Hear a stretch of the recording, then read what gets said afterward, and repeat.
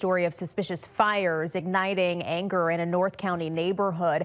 The 3 homes that caught fire, all vacant. Castle Point residents, though, told us they're tired of the eyesores and the problems in their neighborhood. And that led us to county leadership, asking them what's to do about the nuisance properties. Tonight, we have some answers for those Castle Point residents, as well as dozens of other neighborhoods suffering blighted homes. We've learned that in the coming weeks, at least 5 derelict homes will be bulldozed in North St. Louis County. And only on 4. First Alert 4's Shoshana Stahl reports millions of dollars will help take similar properties to the ground. This home behind me here in Castle Point, one of the several derelict properties the county planning to tear down within the next month. You can see behind me that there's a decaying porch, a boarded up door, and even problems with the siding.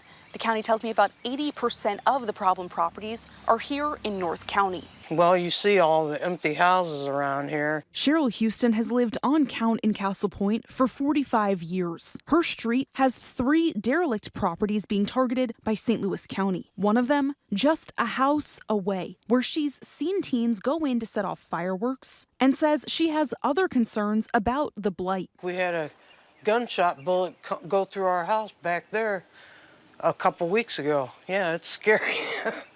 And you never know what's going to go on in the neighborhood. And of course, there's squatters here and there, and you don't know what they're going to do. Earlier this week, 3 suspicious fires were set at vacant homes in this exact Castle Point neighborhood. The home that's vacant in the neighborhood, they need to be towed down. And that's exactly what St. Louis County is trying to do, with $11 million set aside for it from County Council.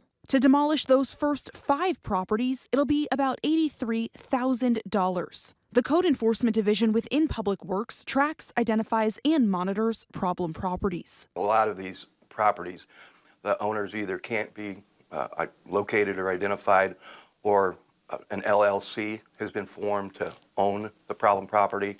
And once we identify that LLC, well, all too often that LLC changes its name. After those 5 homes are demolished this summer, there are 19 next up in the process. You can see papers and stickers on the homes set to be bulldozed in the coming weeks. The county doesn't gain ownership of the properties, but rather uses state statute and due process to allow them to demolish the private property. That process often takes 8 to 9 months, and the county says 200 properties are in the midst of that. If you've got a structure that's more than halfway collapsing, you've got children in the area, you've got arson suspects running around with incendiaries.